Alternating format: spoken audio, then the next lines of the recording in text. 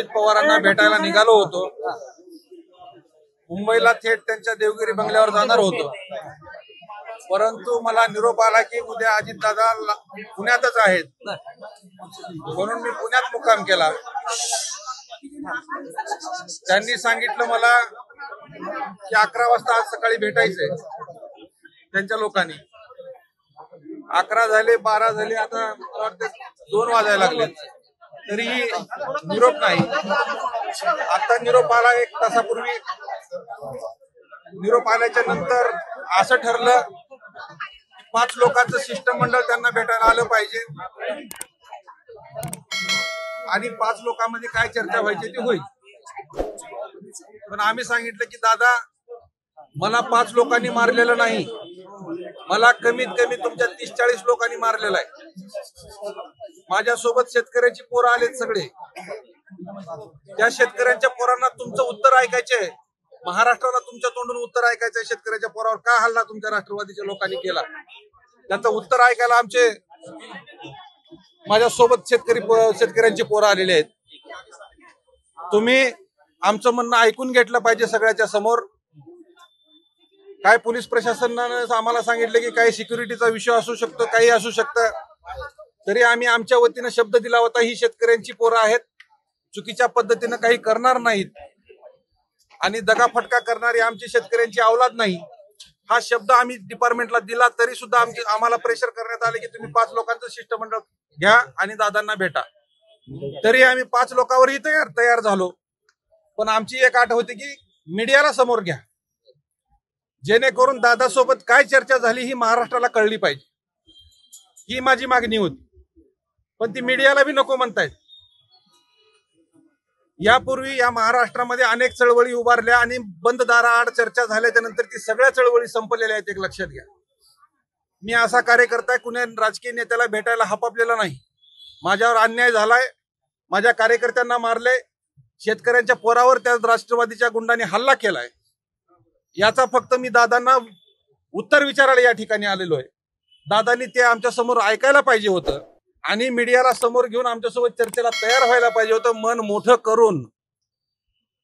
कारण तुमचा कृषी मंत्री चुकलाय, तुमचा राष्ट्रवादीचा युवकचा प्रदेश अध्यक्ष चुकला, हे तुम्ही मान्य केलं पाहिजे. त्याची पक्षातून हकालपट्टी करून किंवा त्याचा राजीनामा घेऊन दादा ह्या शेतकऱ्यांच्या पोराला मारलेलं माघारी येणार नाही. शेतकऱ्यांच्या पोरावर हल्ला एकट्या विजय घाडगेवर किंवा छावा संघटनेच्या कार्यकर्त्यावर हल्ला केला म्हणजे काय हे आम्ही निमित्त ठरलोय?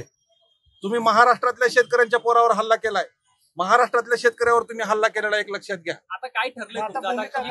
माझं असं ठरलंय, आता मी अजित पवारांना बिना कॅमेऱ्याचं आणि बिना मीडियाचं भेटणार नाही. कारण राजकीय पुढाऱ्यांनी आतापर्यंत सगळ्या चळवळी बंद दरवाजा आड बोलावून घेऊन सगळ्या बंद पाडून टाकल्यात. म्हणून मला ही चळवळ बंद पडू द्यायची नाही. अजित पवारांची भेट झाली हरकत नाही. मी इथून आता थेट लातूरला जातोय. तिथं जाऊन माझी आंदोलनाची पुढील दिशा माझ्या कार्यकर्त्यांना बोलवून घेऊन पुढील आंदोलनाची दिशा ठरवू. अजिबात जाणार नाही, अजिबात. माझं दादांचं काही बोलणं झालेलं नाही. त्यांच्या लोकांचे निरोप आमच्या लोकांसोबत सुरू आहेत. त्यांना सगळ्या गोष्टी मी सांगितल्या. त्यांना मी सांगितलं होतं मी एकटा येतो. ठीक आहे, माझे 5ही लोक नको आहेत, मी एकटा येतो. फक्त मीडिया समोर राहू द्या, मीडिया समोर राहू द्या. कारण मीडियाच्या माध्यमातून महाराष्ट्राला कळालं पाहिजे की शेतकऱ्यांच्या पोरावर हल्ला झालाय आणि अजितदादांनी तुम्हाला काय बोललंय. हा माझा विषय होता. 11ला भेटू म्हणून त्यांच्या लोकांनी सांगितलं होतं, पण आम्ही सांगितलं होतं की आम्हाला ऑन कॅमेरा भेटायचंय, मीडियाच्या समोर भेटायचे.